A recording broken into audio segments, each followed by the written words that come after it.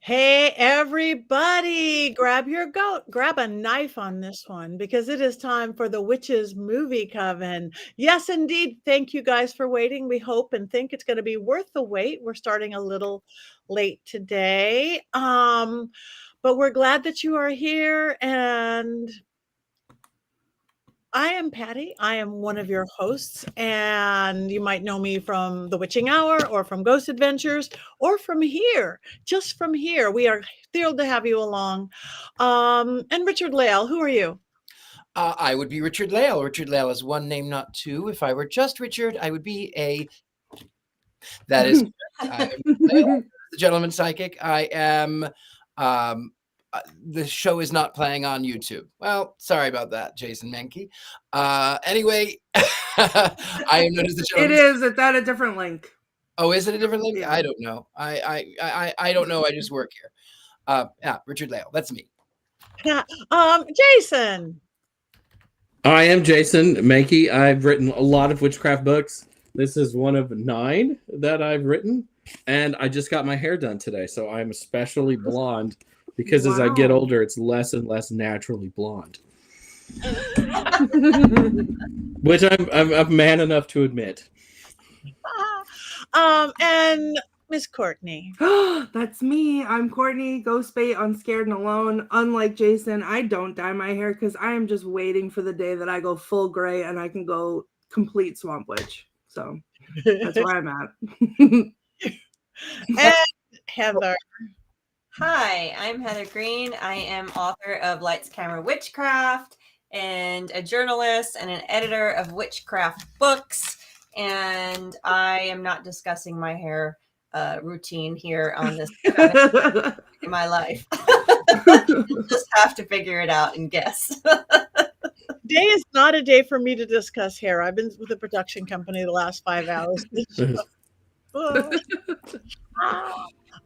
Okay, so we are moving. Our movie today is I've been waiting for you. I keep saying it wrong, but I've been waiting for you because there's some very, very close. It is from 1998. 98. And we appreciate anybody who watched it with us on YouTube. That's all I'm saying. Into your beautiful book.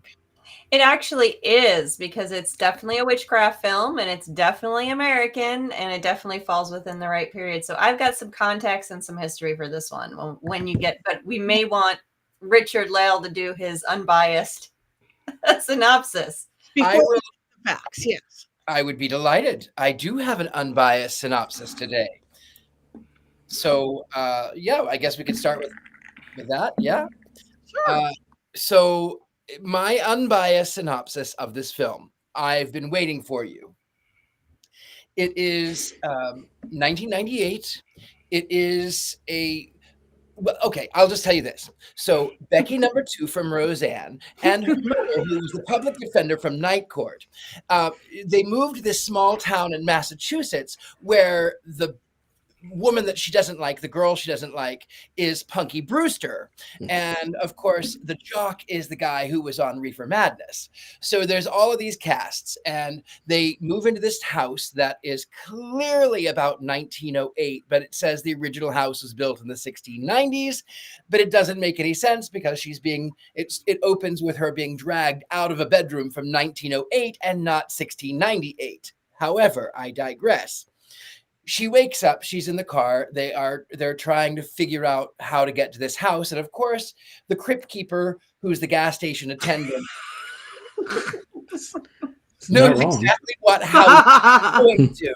So they get there, and Christine, the public defender from Night Court, has to go make a food run, and the phones don't work, excepting with the fact the phones do work, for the serial killer to call her and make some obscene phone calls, but then it doesn't work anymore when mom gets home. So anyway, she's exploring this house alone. I mean, that's Becky number 2, is exploring the house alone when she gets startled by a noise, and it is a kitty cat named Salem. No, I'm just kidding. It's a kitty cat named Binks. No. That's a bunch of hocus pocus. It's a kitty cat named Hecuba. Yes, it is not Tituba, it is Hecuba. Hecuba is the kitty cat's name, which is not a talking cat like in Coraline. I was hoping that it would, but it does not. And Heather is probably thrilled that there is no talking cat with animatronics. Thrilled about that. So anyway, Becky number 2 is she gets this obscene phone call, and the man says, "I've been waiting for you." She goes to school. And she befriends, of course, the number 1 geek who is the outcast. Nobody wants to be around him. Big surprise. He's actually the killer, even though his father is the history teacher, but is estranged. And the history teacher is creeping on, what's her name, Christine from Night Court. And then, of course, Becky number 2 is pranked by Punky Brewster to go into she's invited to this fair. Even though they hate her, they want her at this fair to read the crystal ball that obviously came off of the chandelier. And she reads these things because they have this little wire in her ear. But after hearing one very boring reading, they end up by abandoning her. And the killer, this mysterious figure in a witch mask, who, by the way, I failed to mention. So the history is that this old house is where a witch was burned, because that totally 100% happened in Salem and its outlying regions in the 1690s. It did not happen. I know Courtney's rolling her eyes at that. Mm-hmm.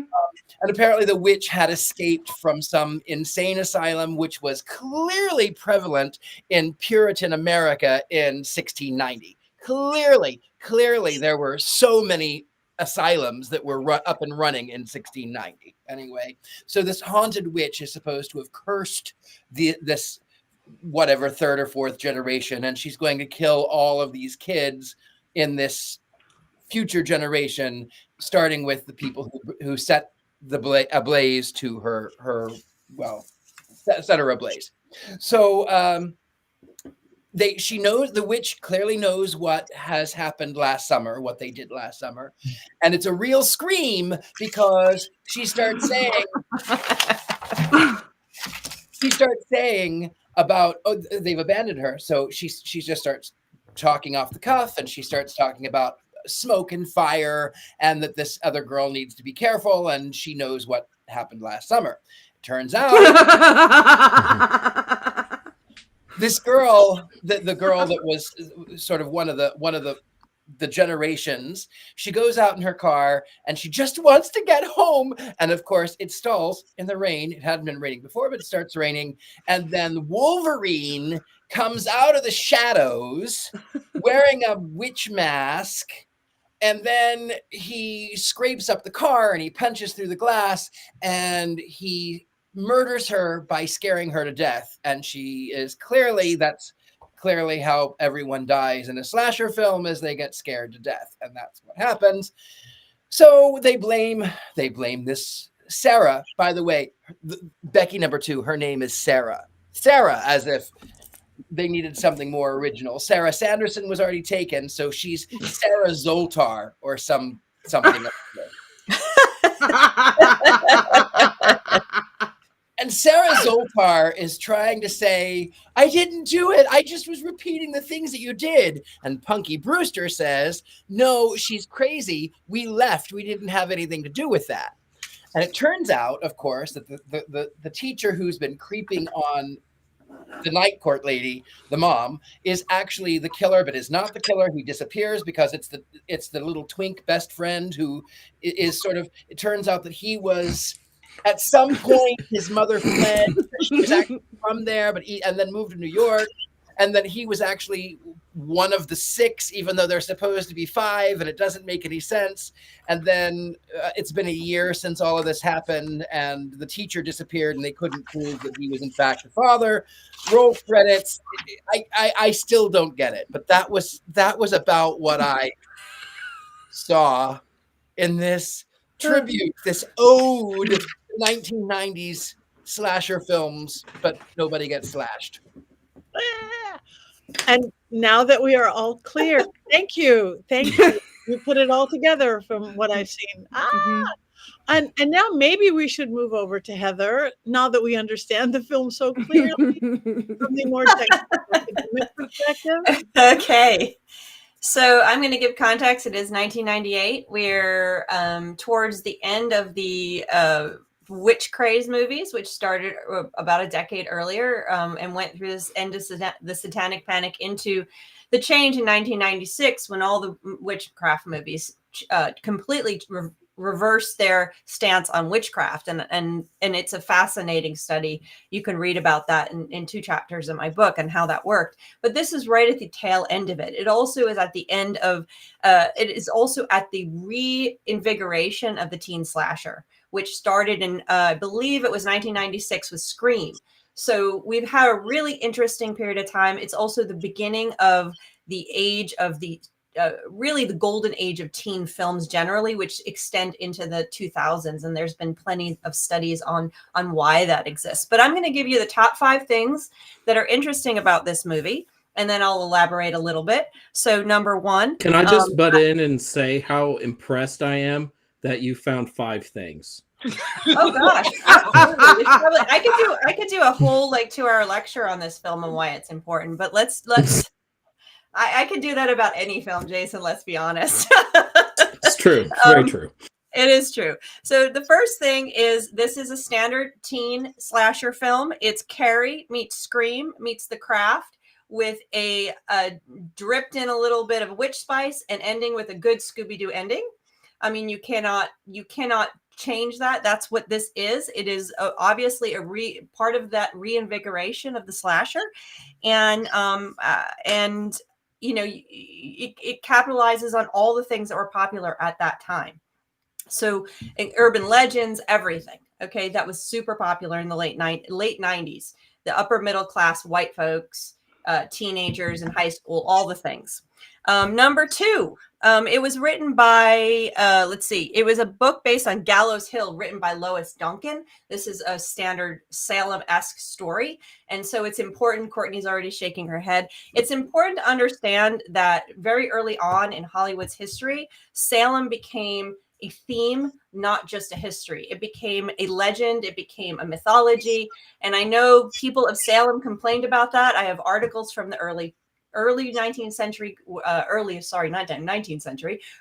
20th century of Salem residents complaining about this.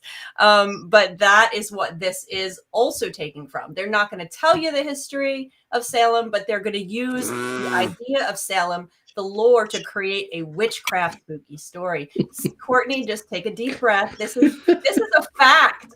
There's nothing you can do about it. It has been going on for 100+ years. There's a lot of hexing I can do about it.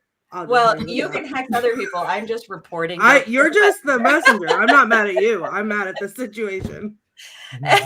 Number 3, of course, we already have mentioned Richard-Lael. Thank you. The cast. This is an NBC made-for-television movie, so you have a lot of famous TV characters. You have the night court lawyer, Margie Post. You have Sarah Chalk, I think is her last name. Becky from Roseanne, of course. You have Soleil Moon Frye, who's Punky Brewster, which a show I loved, and she also was in Sabrina.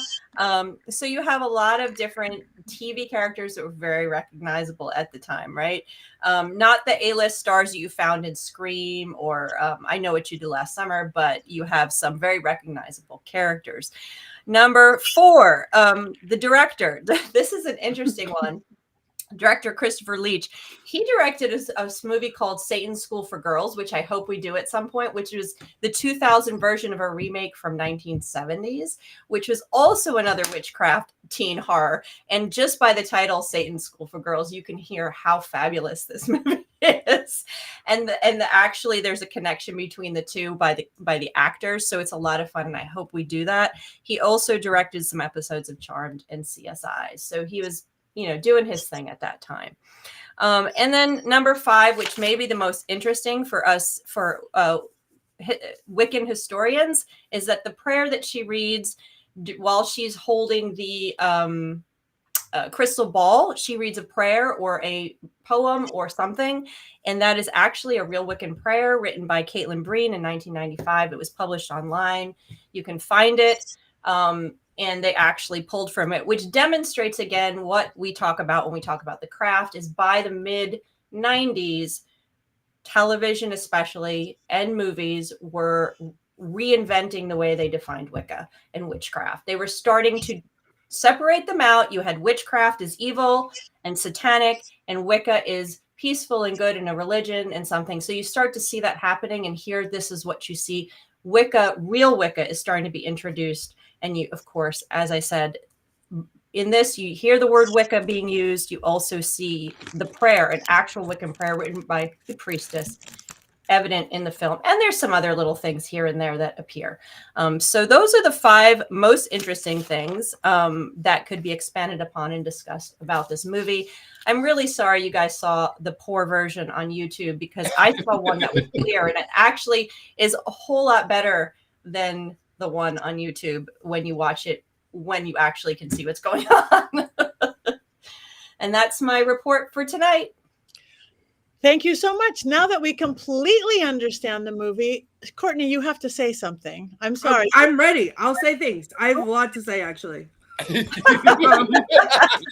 So I'm going to start off by saying that I only watched 30 minutes of this movie because my ADHD cannot watch poor YouTube versions of anything, and I could not stay focused on it. However, having said that, we all know how I feel about the Salem thing, but more than I hate the Salem thing, I love the 90s, and I would have loved this movie had I watched the whole thing. I already know, because it was so 90s, it was ridiculous, and I love everyone that's in it, and I don't care that it was stupid, and you know I love that too. So I'm just saying, like, I need to get it on DVD. I'll take a DVD, like, over a stream at this point, because I want to watch it. It's so 90s, Courtney, that I didn't tell you this in my little text back and forth. It's so 90s that she gets a pager. Like, she gets a pager. Beautiful. I'm jealous of that because I was not allowed to have a pager in the 90s. And it says 911, and that's where she goes to meet her boyfriend out in the woods. As I said before, it's so 90s, it has like a fake Smash Mouth song in it. I mean, that is how late 90s this movie is. It is like, I don't think that there's a 90s teen movie that I don't like. So watching it, granted, I pulled a Patti and I was watching it on my phone, but it would not like buffer enough for me to be able to see it either. So it was like blurry, and so I was just like, what is this? So I could only get through 30 minutes of it. But even though I could only get through those 30 minutes of it, I was intrigued. So yes, watch it. Get it on DVD. I saw it streaming originally. I went to look to see if I had it on DVD, and that's how I saw it clearly, but I don't. And I had to get a lot of movies on, actually, some of the movies for my book I had to get on VHS. I had to order VHS tapes because I didn't even get as far as DVD. But this one, I did not have a DVD copy. So it was streaming at some point. It was on Amazon at some point. So keep an eye out for it, or get it on DVD, because it actually is not it really is not that. It's fun. It is. There's some good jump scares in it. It's very 90s, and it's fun. I love the 90s. Here's what I want to say, though. Of the 30 minutes that I watched, when she was upstairs, whatever it was, she found out that the witch died in her house. She's upstairs. Her mother comes upstairs. She's like got candles. She's about to sacrifice somebody. I don't know what she was doing. I couldn't see most of it. But then the cat comes in. Like, everything's fine. It's all normal. The mom's like, oh, just an after school activity. Great. Like, love that. And then the cat comes in that she doesn't know is like, immediately I was like, please tell me the cat's the witch. Like, it reincarnated as the thing. So can someone tell me if that's true or not? Because I didn't get to the end. It's not. Ruined it. Lost opportunity then, and now I'm mad about it. It's just a stray cat that doesn't talk. It doesn't go through magical worlds. It just is a stray cat hiding in the closet, where I wish I were instead of watching that film. It's such a wasted opportunity. It really is. I was thinking it was going to be, it's not a real cat. It's a spirit cat. It's a magical cat. It's the dead witch's cat. Yeah, I kept thinking it had to go somewhere with it. As a red herring cat. As a 90s thing, I thought it would be voiced by Tim Allen at any moment. And you'd be like, I'm a real man cat. I am so happy It was just a cat. It was just a black cat. It was just her friend. And that was so much better. I was so happy with that. The stinking talking cat in Sabrina drives me crazy. Thank goodness it didn't talk. Thank goodness it was just a cat. I also heard that Jerry Seinfeld was considered to be the cat. I'm just a cat. What are you talking about? I'm just here to talk to you. What's the deal with cat food? Oh, God. Why does it always smell like a cat's breath? You know, like it would have been fantastic. I mean, if it was a real cat and it wasn't a spirit cat, which it turned out to be, she gave it some tuna, which was nice. But I was going, that cat's been in a closet. It needs some water. It needs some fresh water and a litter box right now. And a rabies shot. You know, that's what I was worried about. Collar. And with the sound of it, it needed a rabies shot. Did you hear that? Yeah. The sound when it comes out of the closet? Yeah, that was, I actually thought that out loud as I was watching it, when I was like, it was like a lion and a tiger in the closet, and then it comes out, it was like meow, and I was like, okay, cool. So the cat was one of the many symbols to make this a witchcraft movie. So you had a cat, you had a Ouija board, you had tarot cards, you had candles, incense. I mean, there was just a palm reading. I mean, you had just had crystals, you had everything. And the way she dressed was so LA, was so, you know, it was so she watched The Craft. Let's be honest. Sarah watched The Craft. No, she didn't. She so did. Did you see the way she was dressing and acting? She watched The Like Craft. Meg from Family Guy with that little hat. Meg. Meg. Oh, I always like that this absolutely beautiful person, like the Sarah character in this movie, moves to a new school where she's immediately the outcast and everyone hates her. I'll tell you, when a drop-dead gorgeous girl moved to my school, they were immediately one of the most popular people in the entire school. Like, that never happens when you are that beautiful that all of a sudden everyone hates you. That just does not happen. It does not happen. You're right. She didn't dress that weird. She would have been the coolest person at that school, and everybody would have loved her. No question about it. She was from California, and this is 1998 in Massachusetts. So those kids would have absolutely been gaga over her. Yeah, they would have thought she was the coolest person because she was from California. It's not like she moved to the deep south and they were like, hey, Yankee, get out of our school or something. And not only did she move from California, but her mom played on Night Court and she was on Roseanne. Yeah. Absolutely. And that's the Carrie part of the movie, is her moving there. And a lot of these witchcraft movies, the witch moves in and she's not like made fun, you know, she's not made fun of in this way with some kind of power. So that's the Carrie part of the movie, is that she's ostracized, made fun of, but she's not brought into it. She's kind of like, she's Carrie in this movie. So that's the Carrie part. Of course, you know, you have the craft part. But she had a nice, normal, like, well-adjusted mother, unlike Carrie. No, yes. Right? I mean, Carrie's mom was terrible. No, right? yeah. And Marky Post, Christine from Night Court, would be a great mother. Absolutely great mother. She was totally cool about the ritual. Yeah. And she carried the entire film. Oh my God. I thought that she talked too old for high school. Was that just me?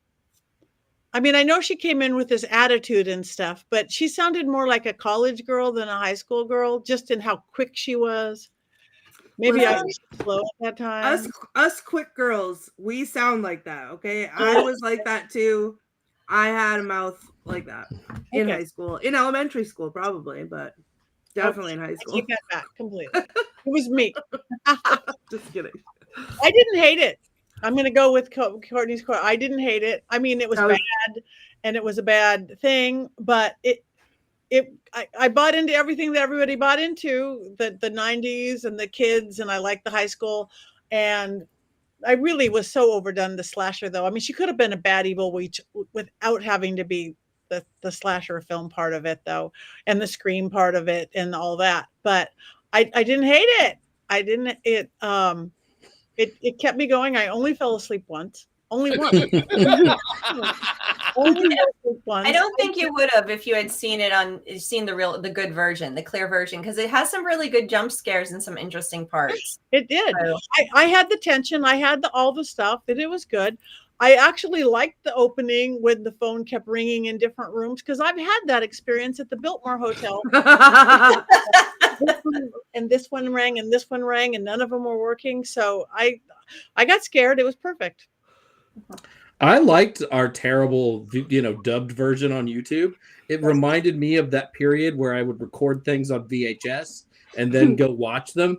And I was poor, so I only had like 2 VHS tapes that had been taped over 75 times by that point, right?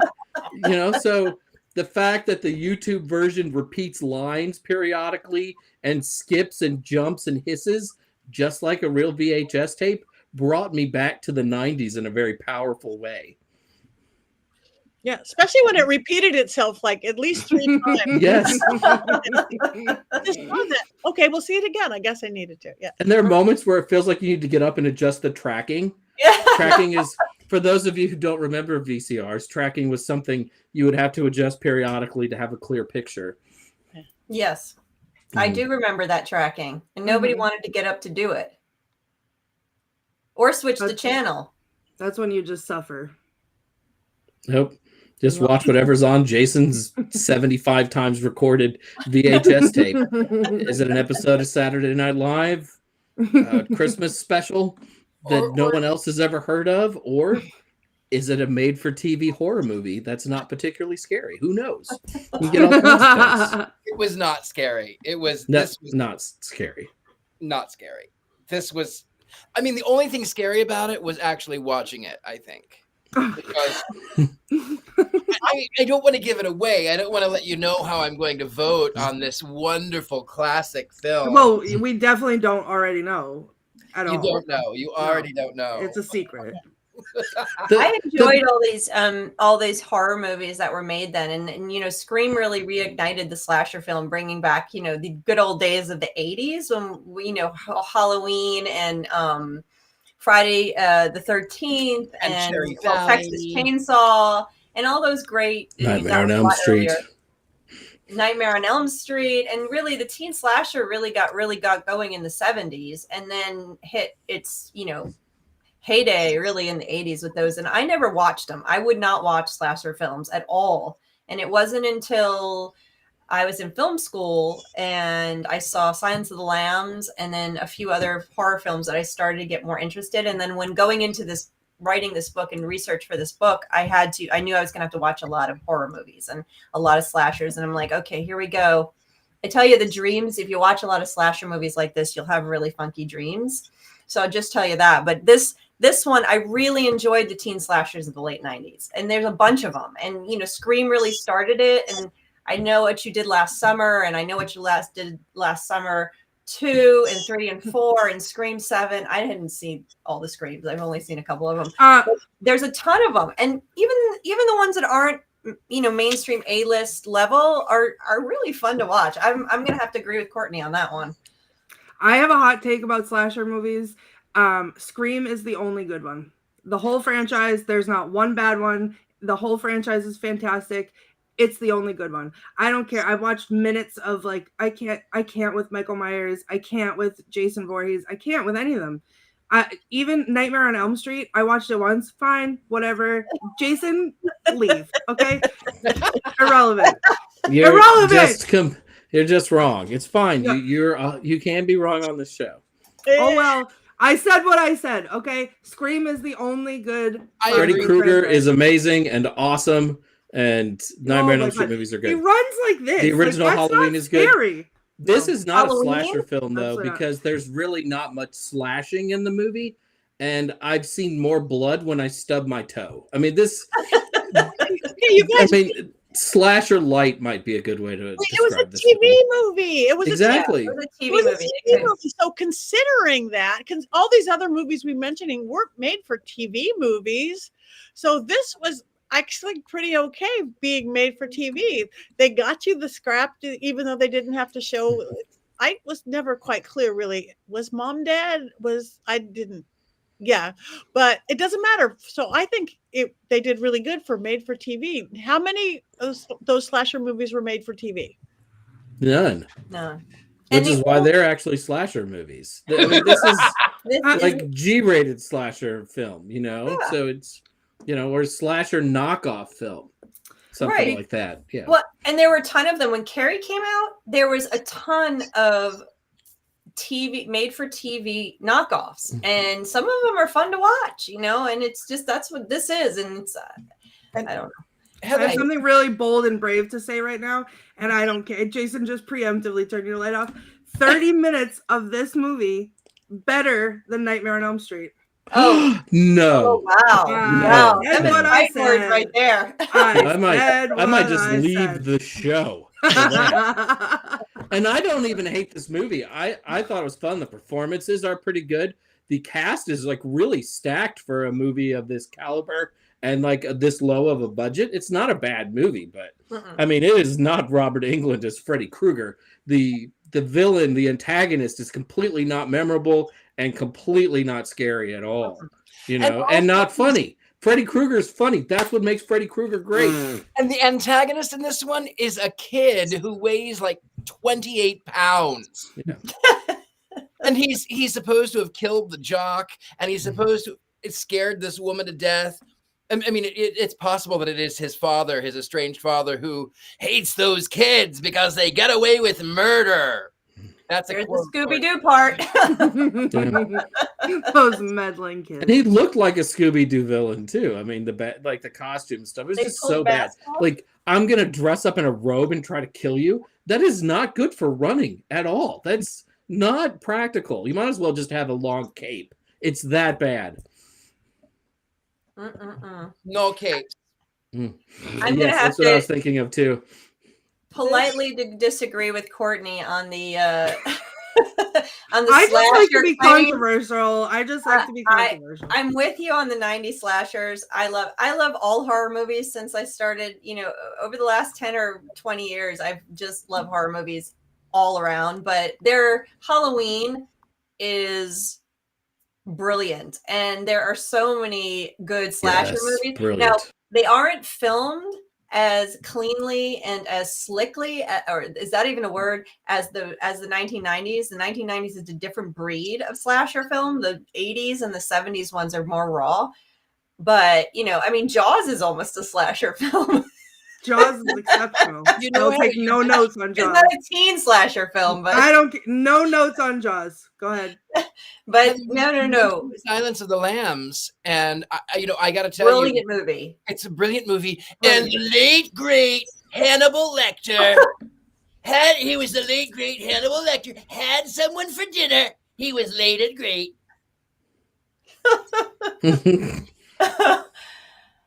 The slasher films though, and one of my favorite slasher films, and Courtney, you can take your sunglasses off. I'm waiting. Just remove them. Pumpkinhead is a slasher film, and it is brilliant. And I don't care if you don't like the monster at the end, which we discussed.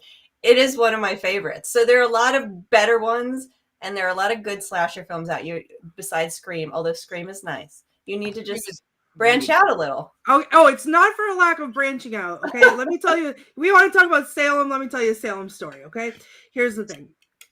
When I was a young tour guide in the prime of my years, going out on tours in October, it is stressful. There's a lot happening. We're on a tight schedule. We have to get our group of however many people through the crowds of October and get them back in time to go right back out and do another tour. So I'd have my groups out, and there's street performers everywhere. But there's 3 particular street performers that were out when I was doing this who were the biggest inconveniences to my life. One was Michael Myers, one was Freddy Krueger, one was Jason Voorhees. They had movie quality costumes, their body types fit the movie body types, and they carried around speakers so their theme songs would play, so you'd hear them before you saw them. It was the bane of my existence. So one night I had a group out and I'm trying to rush, not rush, but like I'm trying to like get my job done.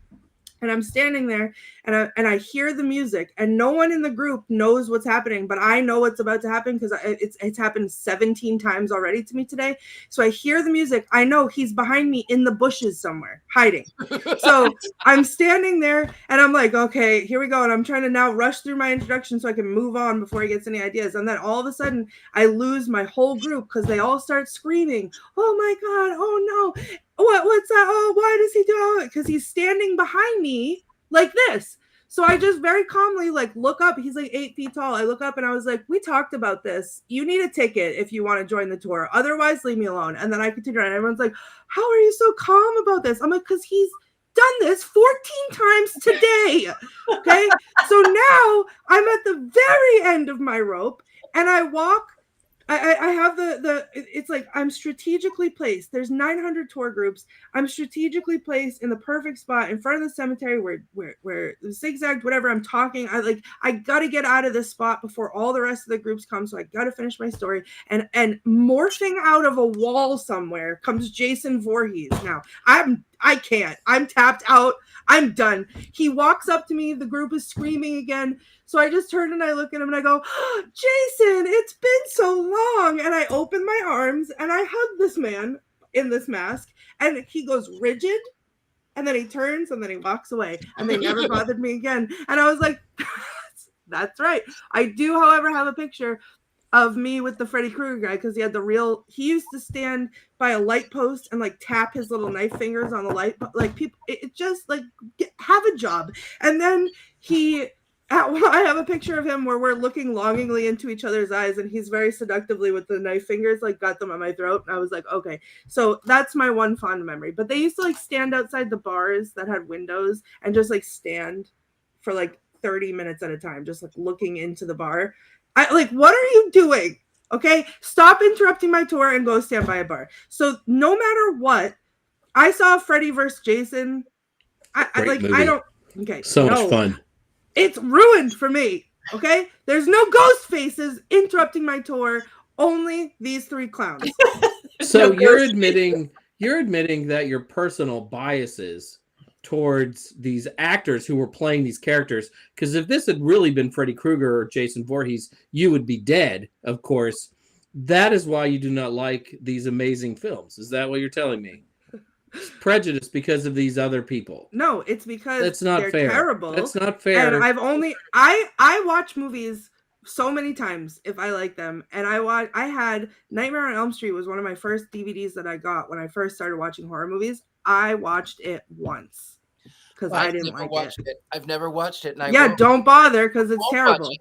I won't watch it. I'm traumatized because when I was a kid, when I was like 7, I'm not going to tell you what year that was, but I was like 7, and I went to this every Saturday. My parents would go to this auction house. It was every Saturday, and there were some kids, and we were out, just my brother and I, and this group of kids came around and they said, "Are you Rich?" And I thought they meant my name, Rich, and I went, "How did you know? How did you know that?" And it turns out they were asking if I was wealthy, and I thought they knew my name. So then we start talking and they start telling me about Freddy Krueger and the claw coming out of the bed and the blood spraying everywhere. And I was so enthralled and terrified of this story. And then it was the same year that there was a television series late at night, like at midnight, that there was the Nightmare on Elm Street show. It was like a 45-minute show or something every night. And I happened to have been spending the night in my sister's room, and she had the television on, and that claw came up, and I screamed and I cried, and I was terrified I was traumatized from the time I was 7, and because of that, I still won't even watch Puppet Masters, because there was another. It was being played at my friend's house or my nephew's. The stepmom was in there watching it, and it scared me, and I don't like slasher. I have to tell you guys, I just got back from Penhurst Paracon, and it's not just a paranormal con, it's a horror con. So I just stayed at the hotel, spent 3 days in a dark basement with CJ Graham, played Jason Voorhees. with Tyler Mane, who played Michael Myers, and Bob Lamore, who played Leatherface. They're very big. They're very big and stunt dudes. They were doing the panels and they were throwing chairs around completely in character.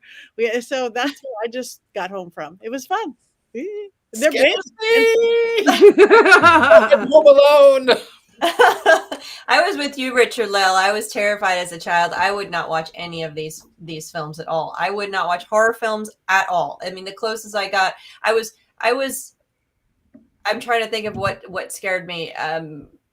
Very, very easy to scare me. I did not watch anything. And literally the very first, there was a 1940s film I watched called The Spiral Staircase, a noir, that scared me so much I would not watch anything after that. And it's stuck in my head even to this day.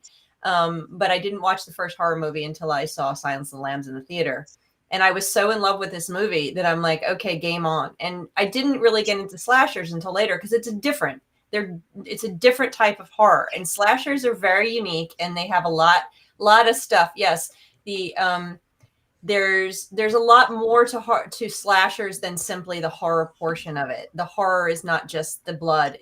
They're visceral, they're teenage, there's sexuality, there's all kinds of stuff going on in horror, and there's many academics have written lots and lots about what these movies are and aren't, and why they're different in the 70s and 80s and the 90s, particularly between the Satanic Panic and the fear of the 2000.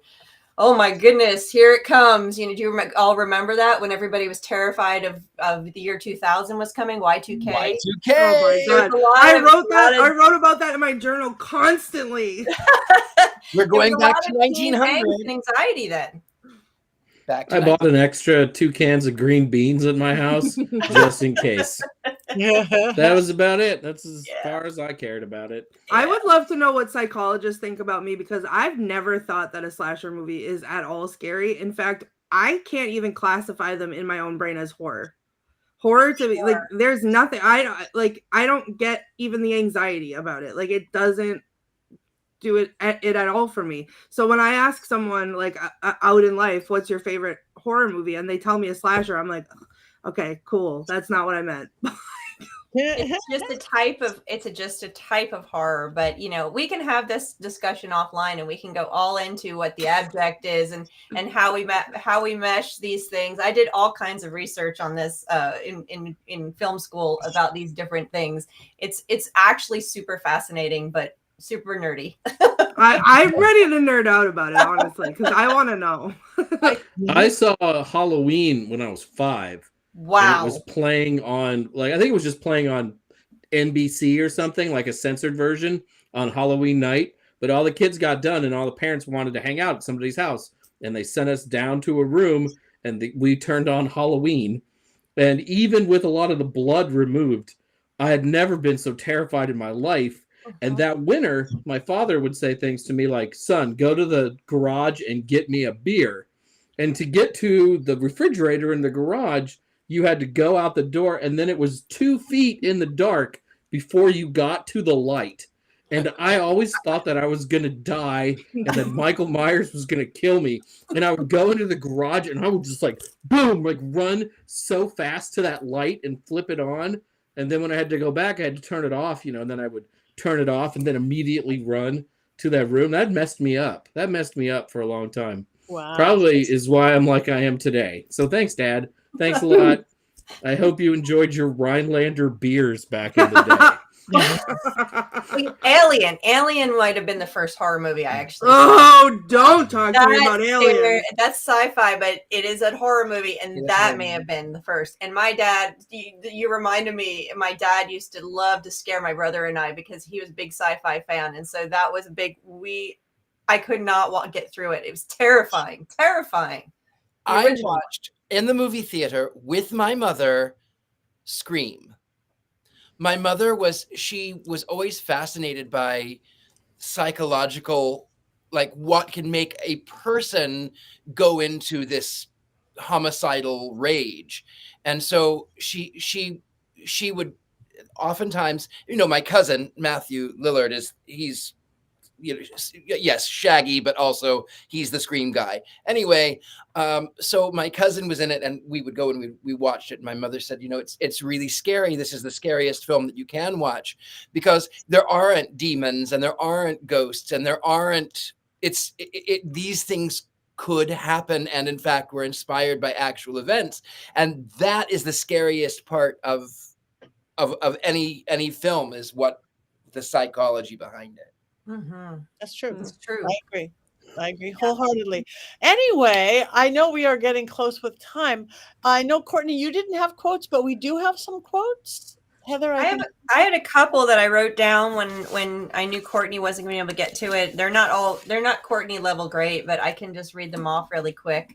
One is when she looks at the bunch of the students inside the hallway at the high school, and she yells, "Garlic, you morons, is for vampires. Don't any of you ever watch television?" And I thought that was funny because this was made during Buffy the Vampire Slayer, which I loved Buffy the Vampire Slayer. And then she says Gen X, Gen EX, as in ex-humans. I thought that was cute. It was cute. And then the very last line is because a promise is a promise, which she says when she's talking about the witch coming back. She said, "You may have not come back, but you did come back." And she said, because a promise is a promise. And I like that. But that's all I had. They aren't Courtney level fantastic, but Good. I like them. I love them. They're good, Heather. Thank you. Thank you for filling in, Heather. Okay. Can we talk about how weird it is that the main protagonist dates somebody who tried to set her on fire at the end of the movie? I mean, this is crazy. Even if she's just setting him up to die later, she still is like kissing him and making out with him. He tried to set her on fire. Like, that's gruesome. Like, this movie, there are things about it that boggle the mind. I'm sorry. I had to get that in at some point. Confusing. Well, while we have you there, Jason, do we have a movie moment? We do. We have like two things that came up during the watching of this film and then during the process of getting to watch the movie. So it starts with things my friends asked me when I told them I was watching the movie I've Been Waiting for You. One of them said, "That's a real movie?" Another one said, "I thought that was a song by ABBA." And then my wife said, "Why do you need to watch 90 minutes of that? Isn't that just a scene in Mamma Mia?" So yes, dear friends, I've Been Waiting for You was probably a real movie. Today it only exists on YouTube in a version uploaded to that site through an old VHS copy. My guess is that the movie star Sarah Chalk, who was later on Scrubs for years and was Becky #2 on Roseanne, bought up all the DVD copies and destroyed them in a fire, and then paid every streaming service in the world to never air this movie again. And now, here are 7 things you did not know about I've Been Waiting for You. Please ignore Heather's 5 points from earlier. This movie originally aired on the Fox Family Channel on July 4th, 1998 at 2 a.m., sandwiched between an episode of The 700 Club and the case of The Shark Encounter, a Mary-Kate and Ashley Olsen adventure. Work on this movie counted as time served for TV's Punky Brewster, Soleil Moonfry, after she was convicted of criminal mischief in an LA district court. Upon completion of the film, it was revealed that director Christopher Leach died on his way back to his home planet. Markie Post was forced to star in this movie after losing a bet with her Night Court co-star John Larroquette, who was originally cast to play Rosemary Zoltane, the mother of the movie's protagonist. And the film was based on a novel called Gallows Hill, which was about the unlikely friendship of a cat and a ghost dog. The movie obviously went through several rewrites until the dog and cat became only minor characters in the film. The film's killer was originally going to be the character Wolverine from the X-Men, but the producers were unable to secure the rights to Wolverine. Having already made one of Wolverine's claws, the producers decided to make those the killer's weapon, even though it looked incredibly stupid and unthreatening throughout the film. And finally, the writers settled on the non-threatening phrase, "I've been waiting for you," as the tagline of The Killer, after an agitated pizza delivery driver was forced to wait for over an hour before someone came to collect the pizza he was delivering. Exasperated, he screamed, "I've been waiting for you," very loudly at one of the producers while scowling. The writers decided that phrase was scary enough for the Fox Family Channel and went with it. And those are 7 things you did not know about this movie. Wow. Yeah. Thank Was you I too very mean to the movie, Courtney? Is that it? No, that was pretty funny, but it was just the like direct jab at Heather that like I'm kind of in awe of right now. Like, No. Well, Heather's like, that was all fake news. So I'm good with it. He can do his I mean, fake Heather at the news. beginning is throwing down truth bombs. This movie was on NBC and stuff, and I'm like, how does anybody know that? Of course, Heather wrote a book about it, so she knows. But, I'm like, where would this movie have aired? Oh yeah, Fox Family Channel, later called Freeform, or MTV. Listen, hold on about Fox Family. Fox Family was like the heyday of horror in its day, because that's where I learned that I wanted to be on a ghost show when I grew up. Was Fox Family's Most Haunted Places. Oh, I remember that used one. to scare the ever-living daylights out of me. Voice. I was traumatized about the Villisca Axe murder house on Fox Family before I went there and was traumatized for real. And they showed an episode of the 700 Club every night, which is even more traumatizing. Every single night. There's nothing scarier than Pat Robertson. I think that you should find Jesus. That stuff is frightening. Yep. Better I than a love ghost Fox story. Family. Yeah. The deal is with the different channels, like with Fox Family, and they were competing at that point with Disney, and Disney was doing, and they had the Friday night Disney stuff, and it was like everybody was starting to cater to doing these films and start in the 90s. We in the 80s had after school specials, but we didn't have these channels that did these special kids stuff at night every week like this. The 90s kids had that, and that's what this was aired during, just like Courtney's can attest to. Fox Family made her a ghost hunter. Mm-hmm. Sure did. It's like the craft made us witches. So, what are we haven't voted yet. I want to talk about what we're seeing next week first while people get together. The Conjurer. Yeah. It's like 2007, I think, or 2006. It's not The Conjuring, it's The Conjurer. And it is on Peacock. I looked to make sure it wasn't YouTube. It's on Peacock and a couple other channels. Okay. I may or may not be with you. A good chance I won't. I am filming, but I'll be with you in spirit if I am not here. But you guys all have to come. But now we are down to that big moment. I've been waiting for you. Wands up, wands down. I've been waiting for this wands up, wands down. For day. I don't know, Richard-Lael. I'm surprised by that vote. It came as such a shock. Shock. Can I also tell you how horrified I was to see Punky Brewster smoking in this film? Like, completely unnecessary and destroys me ever watching Punky Brewster ever again. Wow. I just expected better from Punky as she grew up. That raises the question, Jason. Do you actually watch Punky Brewster still? Did you go and revisit the TV show? There was a revival in 2021 on Peacock, Heather. Okay. I just had to know. Jeez, where have you been? Literally not on Peacock.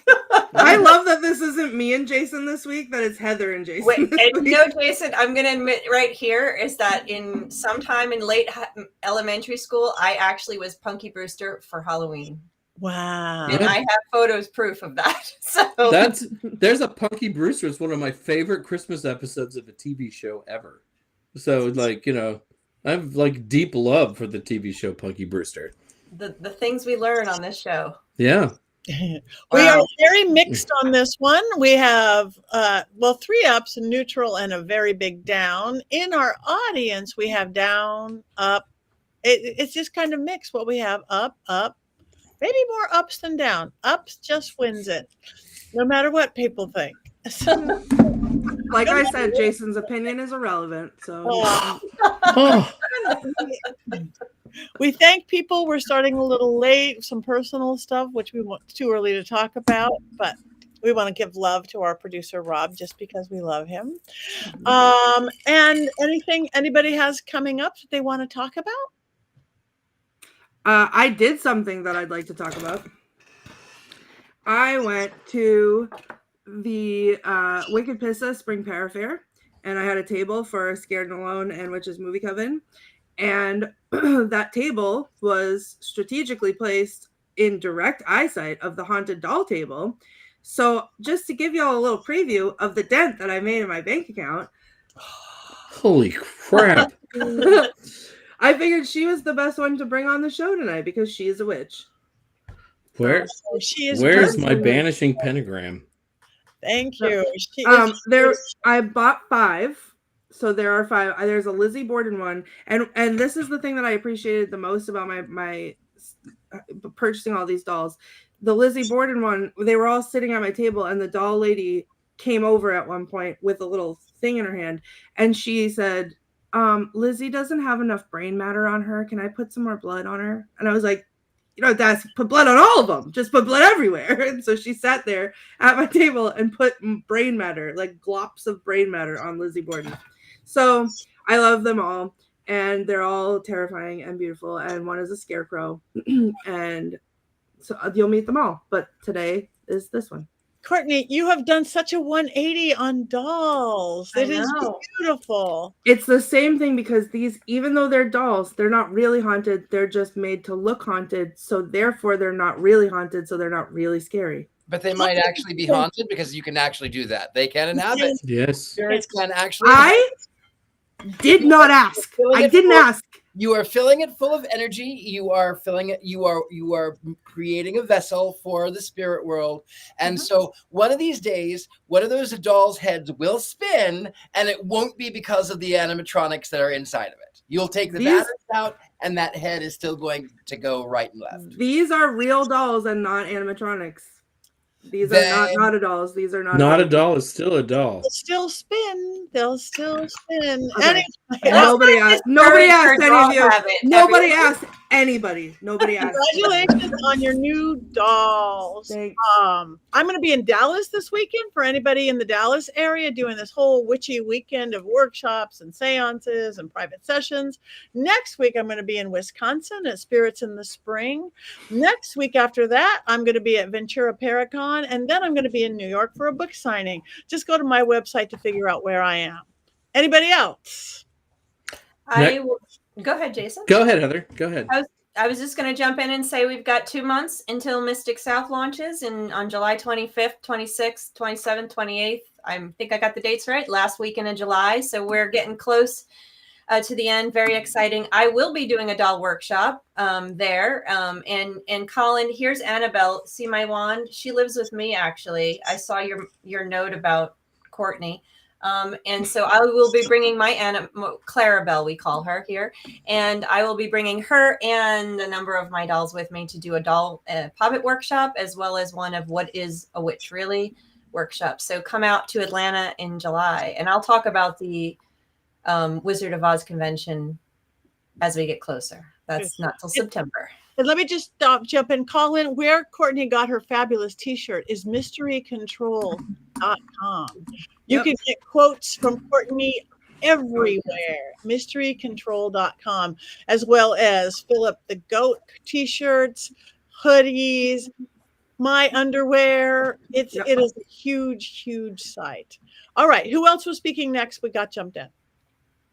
I will be in North Dakota next week for the North Dakota Grand Sabbath.